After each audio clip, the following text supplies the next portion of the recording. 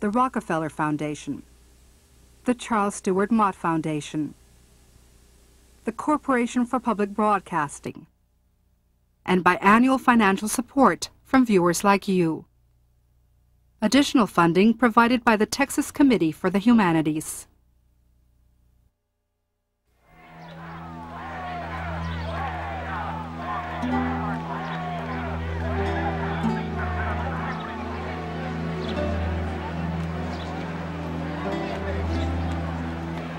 "1968 was a time in which the entire planet was feeling the reverberations of a new spirit. Certainly it was going on in Mexico. It was going on in France. It was going on all over the United States with students of every single state and college and town demanding that there was and had to be a better alternative to what was going on in the world at that time. The Vietnam War was a big issue for everybody, particularly for Chicanos, because we were dying there in higher proportions to anyone else. And no one was acknowledging that. So that our contributions didn't mean anything to the country. And we saw reflected in the world that people thought that something could be done. And we felt that we had to do what we could do with our lives as well. That was a time in 1968.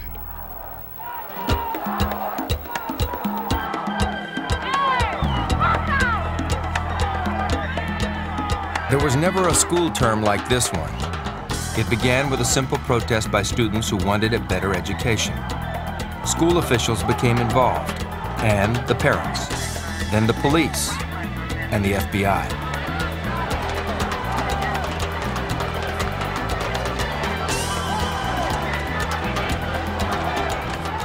Before long, school children were branded as subversives, their lives threatened, all because they wanted a better education.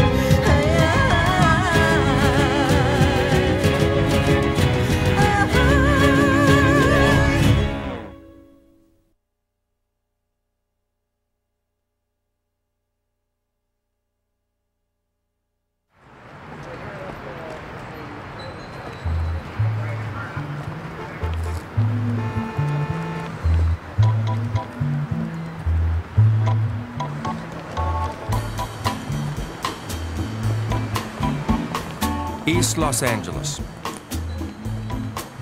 In the 1960s, this was home to almost 100,000 Mexican Americans. It was the largest barrio in the United States. Growing up in East Los Angeles, I wasn't actually aware of it as a young child, but it soon became apparent that I grew up in a very isolated, very segregated neighborhood, a community that was totally separate from the rest of Los Angeles.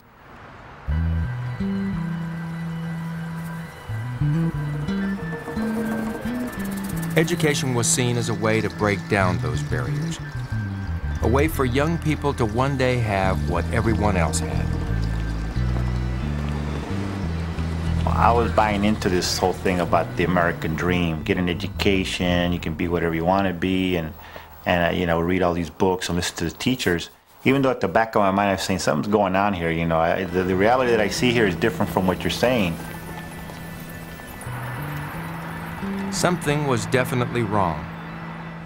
Only 1 out of 4 Chicanos completed high school. The dropout rate was really kind of what some people called a push-out rate. I mean, these were students who were being pushed out of school because their needs weren't being met, their culture was not addressed, the school really wasn't doing anything for them. Unemployment was almost double the national average. Those who worked earned about 2/3 of what other Los Angeles residents earned. These conditions had a dramatic impact on Mexican-American children. I started elementary school in the early 1950s, and I was the only student in my kindergarten class that was a monolingual Spanish-speaking child. And I was immediately led to the front of the class, and I was instructed on how to create a cone hat out of construction paper. The teacher painted a word on it and told me I could take it off when I learned to speak English, and the word she had painted on that was the word Spanish.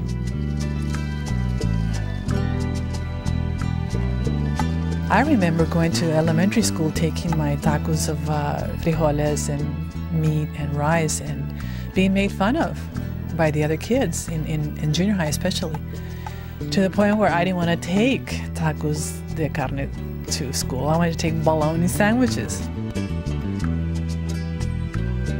I remember feeling ashamed, you know, when my father would go to school because he didn't speak good English, and translating for him. Feeling ashamed of being Mexican, and which fed this growing anger in me. And I think those same things were, you know, infecting everyone else, and everyone responded in a different way. The burden was pretty heavy, you know, in terms of the shame of not feeling that your parents were worth anything, because the teachers in the schools treated them like children.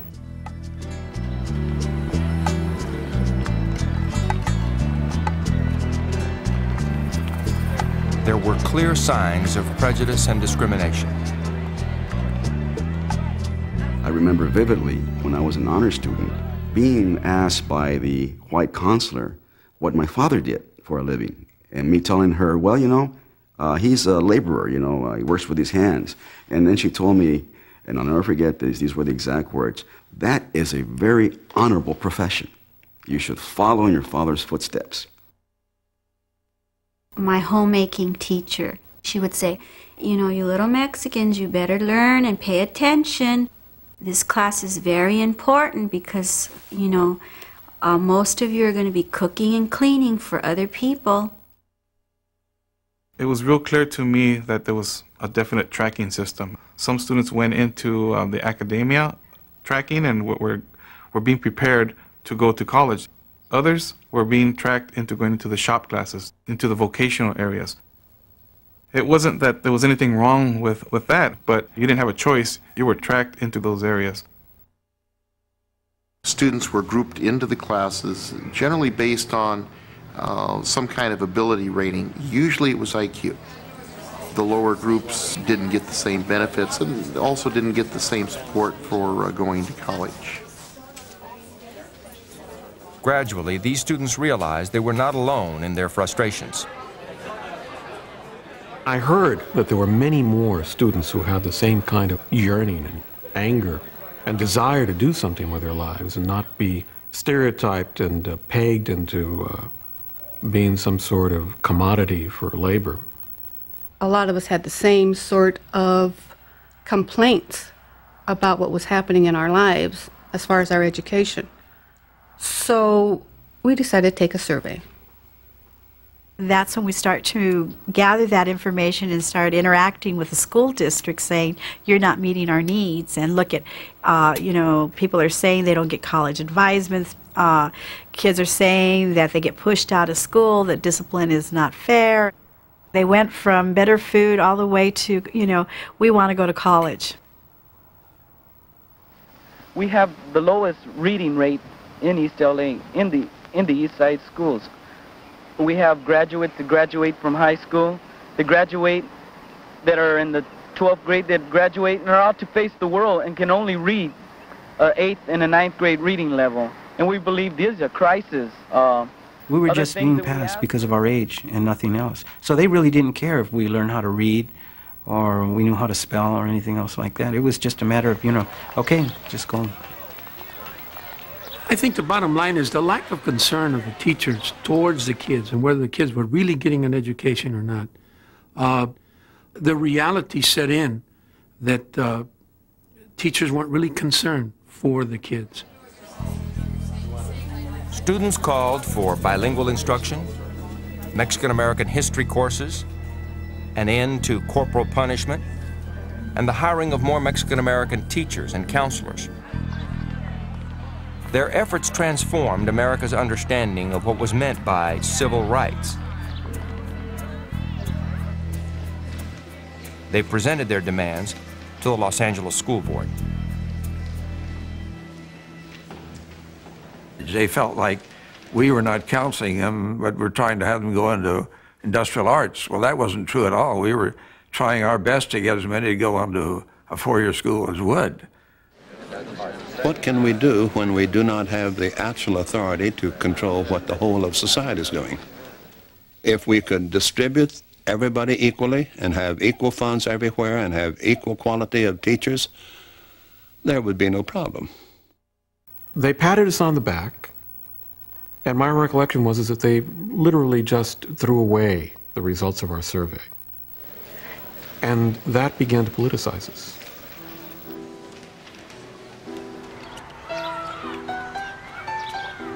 The students were facing a problem that had for years caused concern within their community. As early as the turn of the century, Mexican-American families called for educational reform. They protested the segregation of their children in so-called Mexican schools, where teachers severely punished Mexican-American students for speaking Spanish in the classroom. Keep in mind that the Spanish language for many Mexicans is almost a characteristic of being Mexican. It's a defining characteristic, not an incidental characteristic. Young children were taught that the culture of their community, of their parents, was really a hindrance to success. If a child learned these kinds of things, he began then to look upon his cultural background, upon his parents, upon his community in a negative way. So you treat them and you teach them at the lowest common denominator of labor and how to use your hands. And you get them out into the fields and into jobs as quickly as possible. That was the Mexican experience in schools. By 1946, parents in Santa Ana, California were fed up. They filed suit against local school officials and won. Mendez versus the Westminster School District declared the segregation of Mexican-American children to be unlawful. It set the stage for the landmark U.S. Supreme Court decision Brown versus Board of Education, which declared segregated schools unconstitutional throughout the United States. Despite this ruling, segregated schools remained, and even in integrated settings, Mexican-American students still suffered from neglect and unequal resources. The end result of this is that the Mexican children were given an inferior education, which prepared them for menial kinds of positions and jobs as cheap laborers, the kinds of positions their parents filled.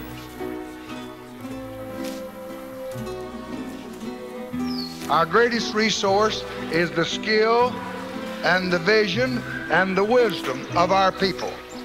If your education falters or fails, everything else that we attempt as a nation will fail. If you succeed, America will succeed. Over half of all the Mexican-American children have less than 8 years of school. How long can we pay that price? There's a vast ignorance about the Mexican, and consequently there's a myth that the Mexican is pliable, he is non-resistant, and that anybody can do anything to him that anybody wishes. Well, this isn't true. But now that he's become an urban Mexican, and now that there's a more numerous generation of... Dr. Ernesto Galarza, a longtime labor activist and educator, sensed that traditional perceptions of the Mexican-American community were about to be challenged. the tensions within the Mexican community are increasing, and they show themselves in the current protest movements. Despite the earlier efforts to improve education, a half-century of frustration was about to explode in the East Los Angeles schools. This was a time in which enough Chicano students had gained mastery of the tools that were necessary to shake up the system and had taken the ideals of the country to heart. And so we protested for our rights. It was the political evolution of a group of young Chicanos in East LA. From being involved in community civic-minded activities as young citizens for community action, and then becoming culturally aware of their background, their history, their race, and becoming young Chicanos for community action, and asserting their real identity, and then getting involved and realizing that the system wouldn't change unless you became more direct action. During that time, we were building support. We were all talking to other students at campuses, we were talking to teachers, people were talking to their parents, and we were building support in the community. I was a first-year graduate student, and I was involved in the initial organizing of UMAS, which stands for the United Mexican American Students. And we had begun to talk with other leaders in the area at other campuses that we needed to commit ourselves as college students to the betterment of our community, and in particular to changing things for the betterment of our sisters and brothers in the high schools, for example, in the elementary schools. Sal Castro, an outspoken history teacher, helped to organize the students. For years, the schools have rapped or blamed the Mexican home for not doing a good job in educating the kid. In other words, if the kid doesn't go to school, it's a Mexican parent's fault or the Mexican home's fault. Well, I have yet to see a Mexican kid come into school at the age of 5 or 6 years of age not knowing a language. Castro grew up in East Los Angeles, where he learned firsthand the problems within these schools. He has learning readiness, or he's ready to learn when he walks into school. So it's not the fault. It has never been the fault of the Mexican home. His activism was shaped by vivid memories from his youth. In the 1930s, Sal's father was deported to Mexico, part of a U.S. repatriation program provoked by the Great Depression. In the 1940s, he witnessed the Zoot Suit riots, when U.S. soldiers and sailors attacked Mexican Americans in the streets of Los Angeles.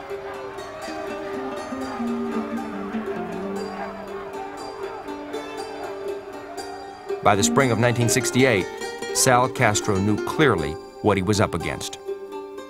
Most teachers approach the Mexican with a negative attitude, and that you have nothing to give to me. I am going to make you an Anglo come hell or high water, and whatever you have to say about it makes no difference.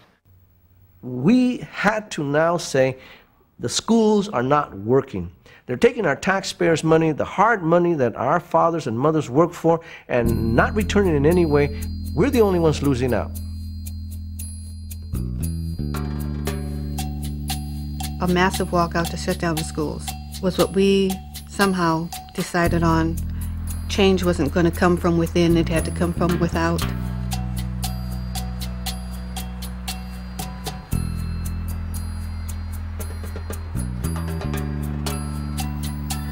How many people were going to do it and who was going to do it was, I think, decided that morning for a lot of us, and me included.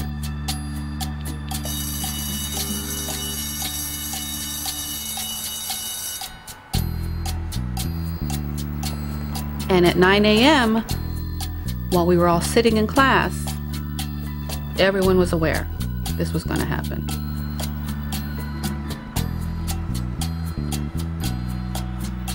The signal was going to be blow out, blow out. And so we went around the school and said, hey, blow out, blow out.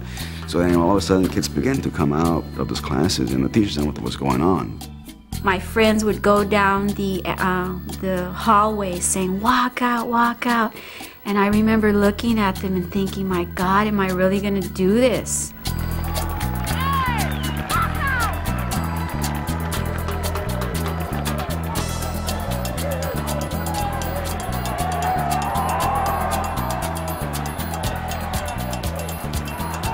And all of a sudden, the chanting began, Chicano power, Chicano power, ya basta, we demand change.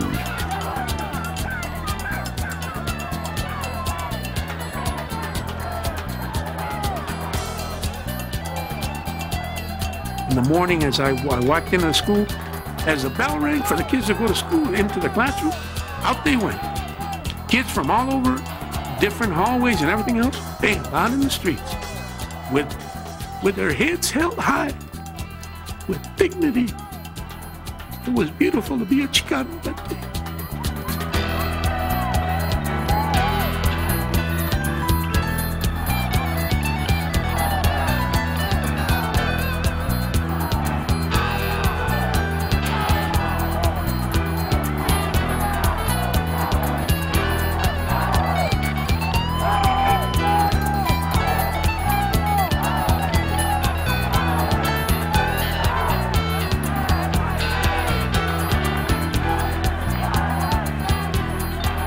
4,000 students walked out of 5 East Side high schools that day. By the end of the week, 16 schools were affected, with more than 10,000 students out in the streets. Reaction in the community was mixed.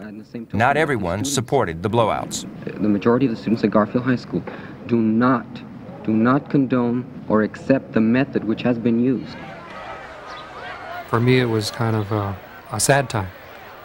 I felt embarrassed about the way people were acting, and it felt uncomfortable to watch people acting rudely, loudly, treating people with disrespect. But you guys put him down.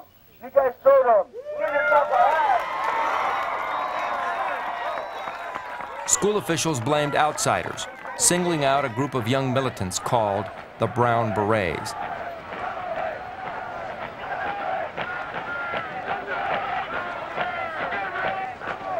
Some people seem to feel that it's the Brown Berets who are running this show and getting everybody out.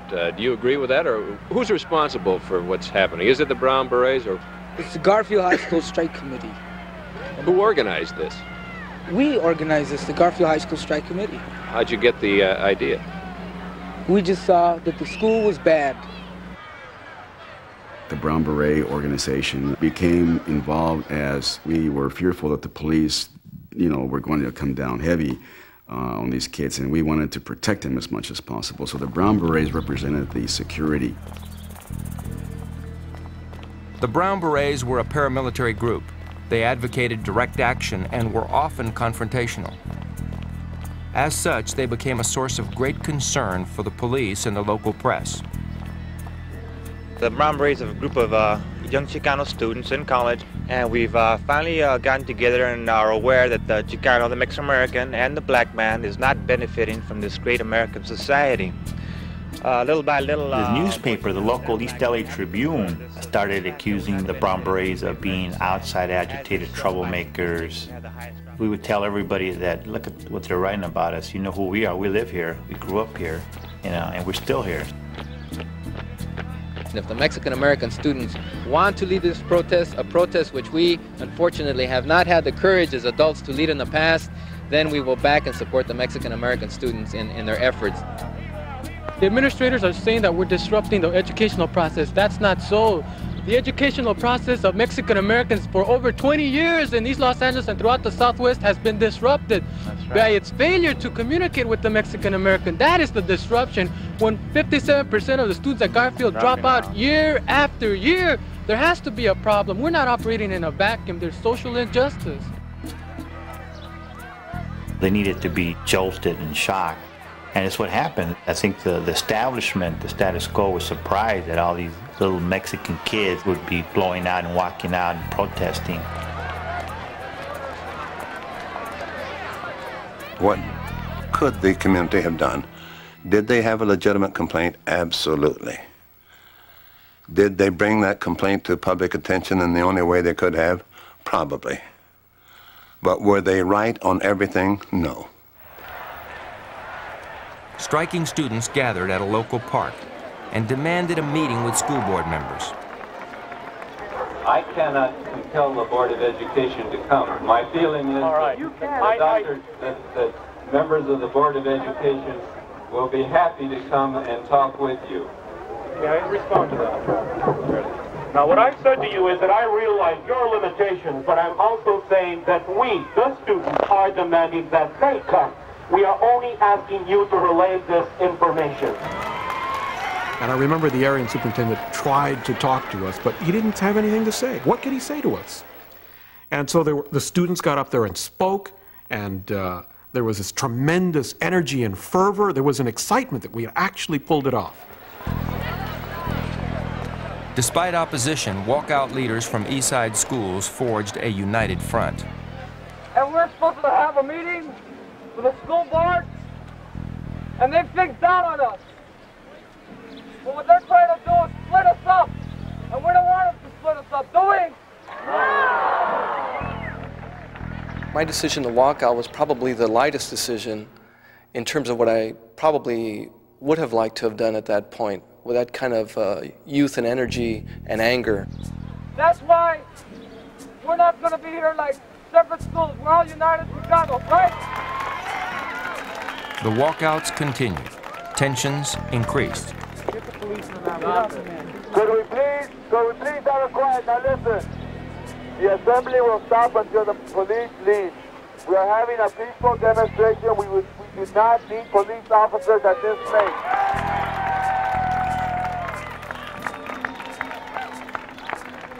The policemen, if they are here, should leave the area. I think that we can take care of things ourselves.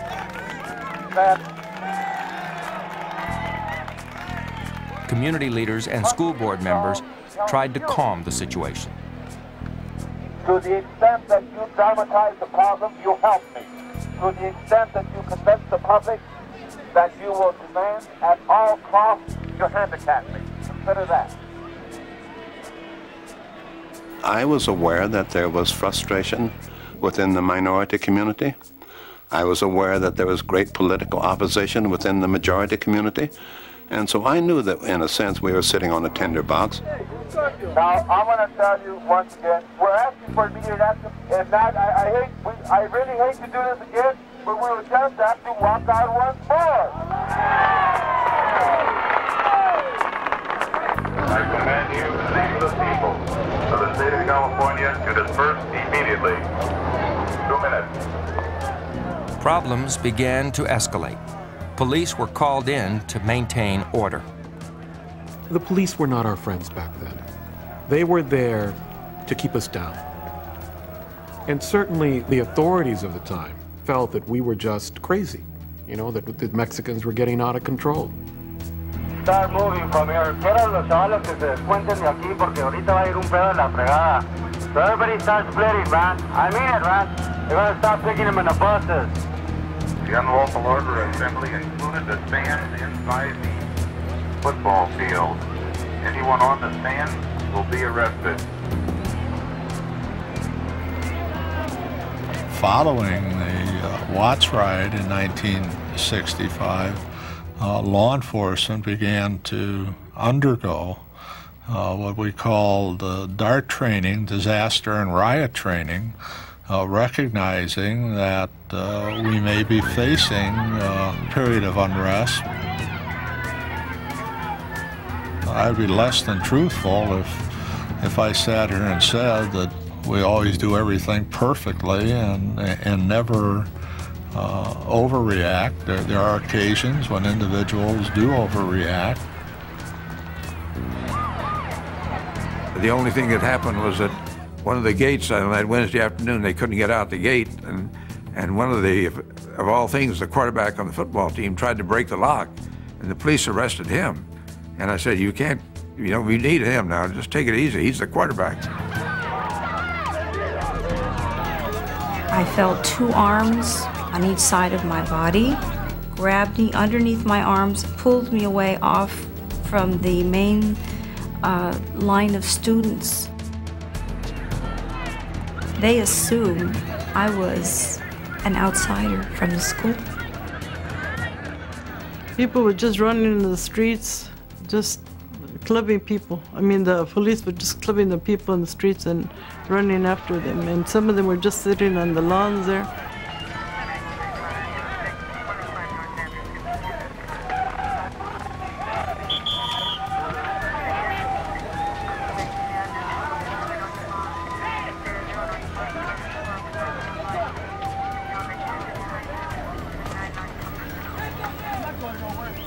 At first to see such resistance, and then to see outright hostility, brutality, it didn't match the thing that we were doing. We didn't commit a crime. We were protesting. I thought they had overreacted somewhat, and that might have been because I don't think they had had such a thing before in their career of confronting 200 or 300 high school students determined to cross the street. That's what it amounted to. I think what people saw was that even when kids were involved in constitutionally protected activity, such as legitimate protests, such as the walkouts were, and yet they were abused and jailed. Police were not kind to high school students. They treated them in the same way that they treated other Mexicans, and that was not very good. So the parents were concerned that somebody would get hurt. We knew what the danger was, we could see it. But we also couldn't stop it. They were already there. They were doing it themselves. So it just spurred us on to get these reforms going so that it would cool off. We gotta stay together and not have violence. School authorities began to pressure the striking students. The kids are now getting calls from principals that they're going to be suspended, that they're going to be expelled, that anybody that was headed for college and had grants or scholarships, the scholarships were to be taken away. We needed some public official to say the kids are right. We all went to go meet Bobby Kennedy on the day he was about to go meet César Chávez, who was undergoing his fast at the point, to request that he support our efforts, in which he did, in which he was very, I guess, generous with his words and very offered us positive support. He knew all about the walkouts. He had had a list of our demands. He asked us a couple of questions, and he told us that he supported everything that we did. We are not going to play games. Parents concerned for their children's future became actively involved. We are not going to allow this situation to continue. We are not going to let young people below the age of 18 do the work that belongs to us. As their children had done, they asked to meet with school officials. Their request was denied. It seems that our voices are not heard. What else have they left for us to do? All we can do is support them. We spent 3 weeks trying to find one educator to understand the meaning of lack of respect. El respeto al derecho ajeno es la paz. It's a real place where our movement was going to definitely demonstrate its full potential and strength was here in the city. For the first time, what was more significant is not what individuals were doing, but what masses of people were doing. And that's what the walkouts demonstrated. Our movement was not a movement of cadres, of individuals, of organizations, but of mass involvement. Men and women of the Mexican-American community. 3 weeks later, the school board bowed to pressure and agreed to meet with parents. We have allowed our young people to get the short end of the stick for too long.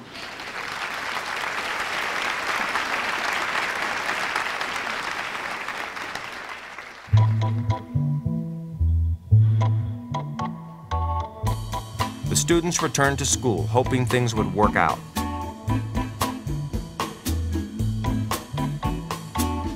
Parents and teachers from East LA began meeting regularly with the school board to implement the students' demands.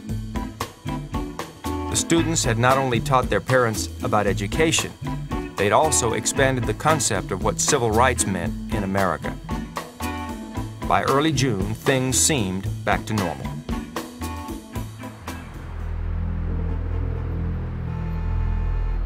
"2:30 in the morning, banging at the door, bang, bang, bang. And I go to the door, bang, the door comes down. The LAPD, sheriffs, county sheriffs, with their weapons drawn, come right in, with their weapons pointed at my head. He grabbed me, threw me into a car, pulled his gun, handcuffed me. And I asked, what am I being arrested for? And they wouldn't tell me. So the next thing I knew, I was downtown in the Glass House. They put the cuffs on me, and they said, we're going to take them off. They took them off again, and we're going to give you 10 steps that you can make a run for it. I knew what they wanted to do. And I said, cabrón, I said to myself, this is really serious business, And I was scared for my life. And all I can remember thinking was my children, my 2 children, what's going to happen to them after they kill me? And I put my hands back again. You better cuff me and take me in. 13 Chicano leaders involved in the walkouts were arrested and indicted on conspiracy charges. One of them was Sal Castro. If convicted, each defendant faced 66 years in prison. In reality, it's not us that are indicted. It's not us that are up for conspiracy. Because in the long run, the indictment will be on the Board of Education. The convictions will be on the individual members of the Board of Education, principals, vice principals, and counselors who've been completely negligent of their jobs for years and years and years.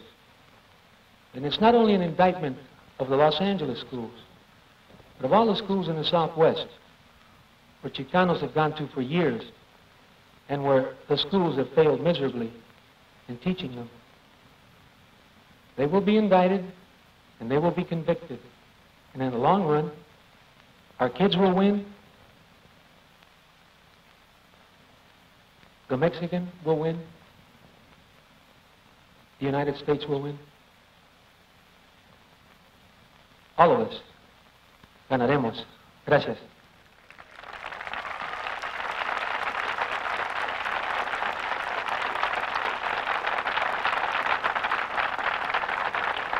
When we were told what we were arrested for, we were shocked. Because in particular, they created a felony indictment. Disrupting a public school was only a misdemeanor. But the conspiracy to commit a misdemeanor was a felony.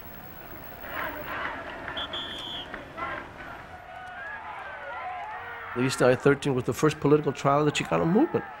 All of a sudden now, we had a real problem at hand, and we had some very, very good, dedicated people that were going to be given a terrible time in the courts and possibly a criminal record for trying to make the city and the state do its job better.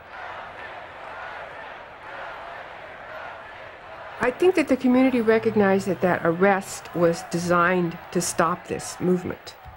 And so we knew that we had to come to their defense. It was just another thing they were throwing at us that we had to surmount. The reason for the interest of the American Civil Liberties Union in this case is that the indictment charges no more than acts of urging others, for instance, to engage in a boycott of the schools. And in our view, such urging is fully protected by the First Amendment, and the prosecution violates the Constitution. The entire conduct of these proceedings has been political harassment. It's an outright political attack on the entire Mexican-American community, directly and indirectly on all of the rest of us, because our civil rights are involved too. The demonstration is a poor man's printing press, and his right to use it has got to be as inviolate as the rich man's right to print his newspaper, or else our talk about free speech is just a mockery. Police harassment is not new to the Brown Berets. It seems that Chief Redden and the Los Angeles Police Department have mistook community sentiment. The LA 13 were released on bail on Monday, June 3rd, 1968. But their release was overshadowed by the assassination of Robert F. Kennedy 2 days later. The Chicano movement was suddenly on the defensive against the police and even the FBI. The day that we were at Lincoln High School for the first blowout, there were guys with suits on, with cameras, taking our pictures. It was part of, I learned later on, part of the FBI counterintelligence program, or COINTELPRO, that had been created to deal with the civil rights movement and the Black Power movement. And documents that I got also showed the infiltration of UMAS and Chicano student organizations.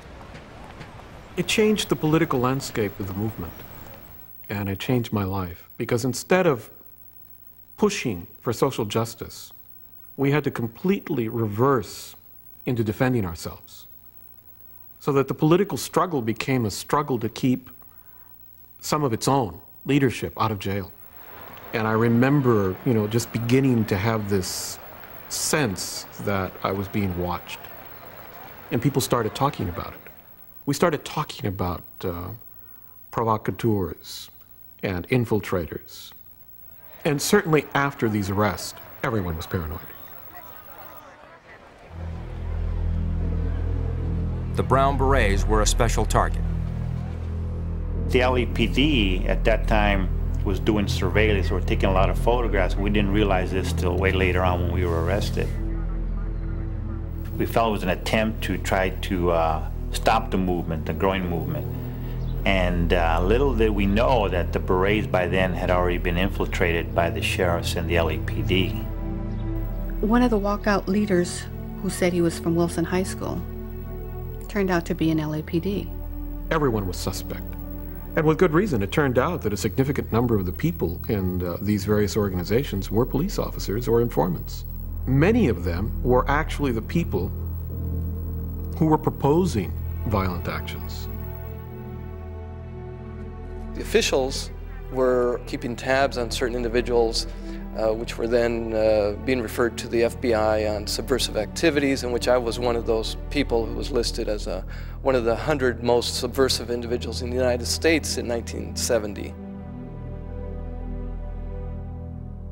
What I started to see was a series of arrests and threats against me personally and other Berets. You guys are troublemakers, you're making our people look bad, and we're gonna be sure that you spend the rest of your life in prison or you end up dead. And I began to get these documents as the years went on in doing my research, and sure enough, I got a bunch of documents on myself. And then I realized why it was that night that I was arrested, that early morning that I was arrested, why I was almost killed. Because in those documents, the FBI, J. Edgar Hoover himself, had identified me and the rest of us, conspirators and protesters, as subversives. Dangerous, armed subversives. And my God, all we were doing was nonviolent protest.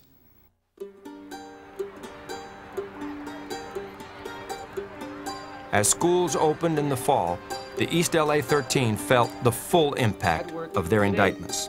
I walked in this morning and they told me I could not teach, that I would have to go downtown to personnel, that I could not teach. Who told you that? The principal. There was a ruling, part of the education code, that if you are arrested, you cannot be in the classroom. And then because I was indicted, I was an indicted felon, for sure I could not be out in the classroom. So I was going to have problems as far as teaching. The struggle in the East Los Angeles school system came down to a single defining moment. Students and parents fought to get Sal Castro reinstated.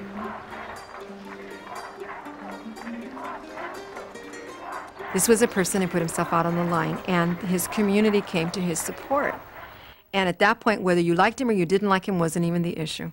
The issue is that this community, the Chicano community in Los Angeles, had to have a role in what the schools did. What do you think it will take to get people to pay attention to the demands of the Mexican-American community? Well, that's a good question. Actually, in looking in retrospect, there were about 15,000 kids out in the streets in that week of March. There were about 16 schools involved, not only senior highs throughout East Los Angeles, but also in West Los Angeles, in support of the kids in East LA. There were junior high schools involved. There were about 45 high school students arrested. There were about 25 adults. And, the majority community seemed like was unconcerned, business as usual. We picketed that high school every day with a contingent of people picketing to call for Sal Castro to be returned to Lincoln. And in between our daily pickets at Lincoln, we also went to the school board meetings, which were on Tuesdays and Thursday afternoons, to address them and ask them to return Sal to Lincoln. It was Zapata who said, "I would rather die on my feet than live on my knees."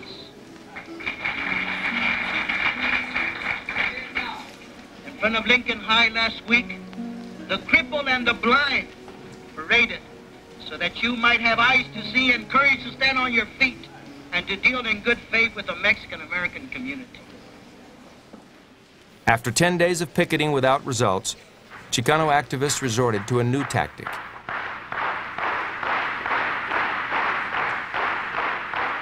Instead of walking out, they sat in. And we said, well, we're not going to leave. And we'll sit here and we'll stay here until you make the decision that our needs of the Chicano community in this city are taken care of. And the community has the right to make decisions about the kinds of people who teach in their schools.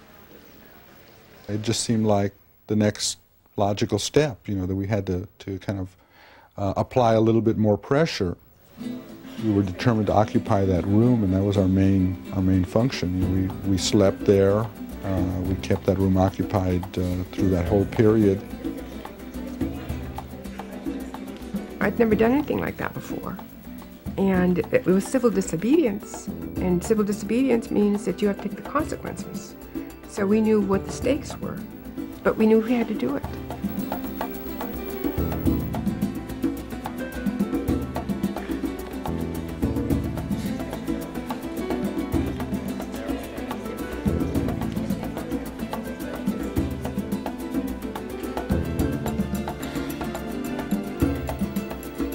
At one point, they turned off the air conditioning. At one point, they turned off the phones. At one point, they turned off the heat. And they did all these interesting things to make us uncomfortable.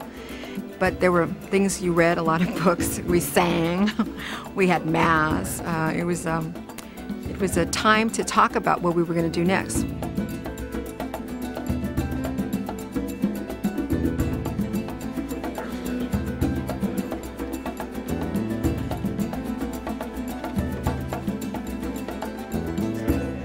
And every day, you know, we thought it was going to end every day.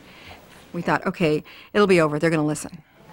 Our people want the school system to respect the integrity, to have respect for the dignity of the person, regardless of his cultural background and regardless of his economic power. We live in a society that respects money. And we in the Mexican community are insisting that the schools learn to respect people. I still have a very vivid memory of the people sitting on the floor as I walked to my office. I wish I could have had them come into my office or come into the board in executive session and see all of the problems. Then they would understand that we didn't want to do to them what they thought we were doing to them. After 7 days, the board agreed to vote on Sal Castro's reinstatement. But they demanded that protesters end the sit-in or be arrested. That last night, the officers came in and made the announcement that they were going to begin arrests, and those of us who didn't want to be arrested had to leave. 35 demonstrators refused to leave.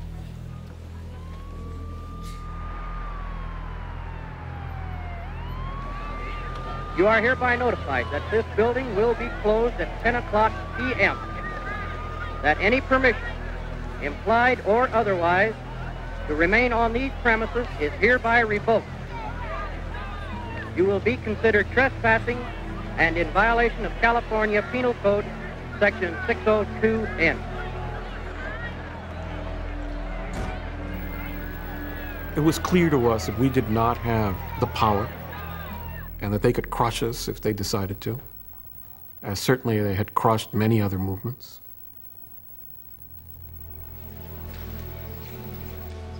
The next day, as the board prepared to vote, Chicano leaders made a final appeal.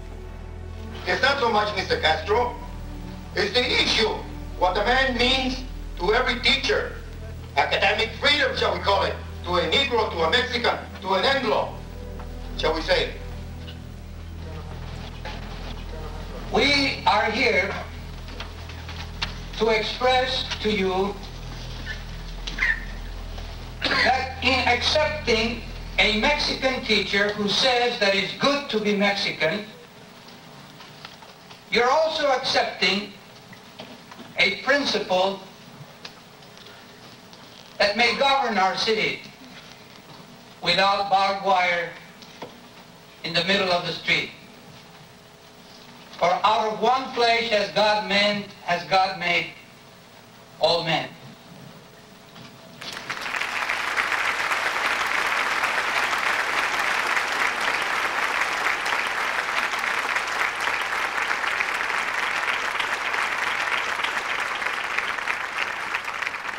The Los Angeles School Board began to vote as the community watched.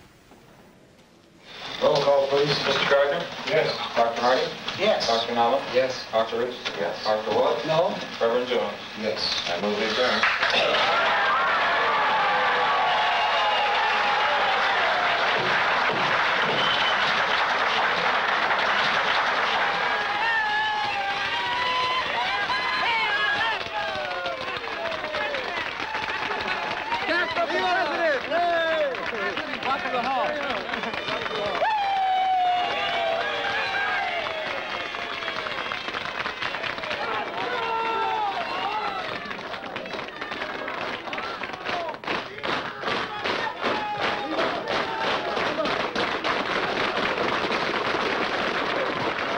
Cal, they've called you a troublemaker, a rabble-rouser, and everything else. Are you that? No, I don't think so. I'm a reformer in education. What does that mean? There are many changes that have to be made because at this point education is not relevant to kids in general and Mexicans in particular. Sal Castro and the other LA-13 defendants won their battle with the school district, but they still faced the possibility of long prison terms.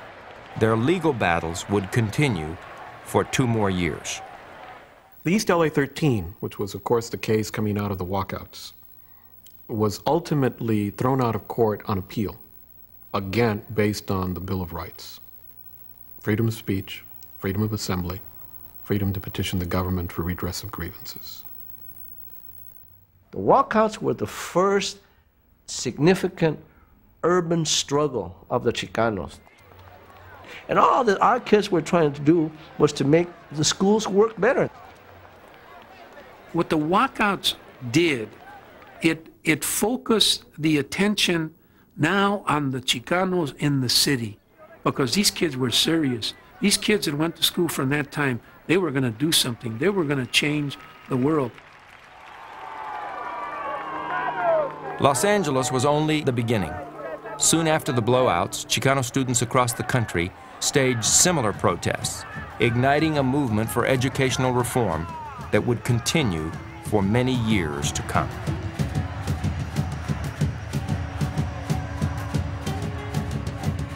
We were very successful at informing the public about how serious the conditions were, also in getting our parents and other community people involved.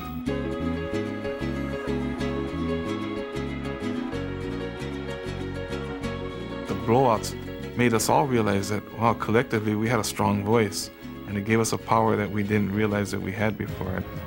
And we knew that we were going to win, one way or another.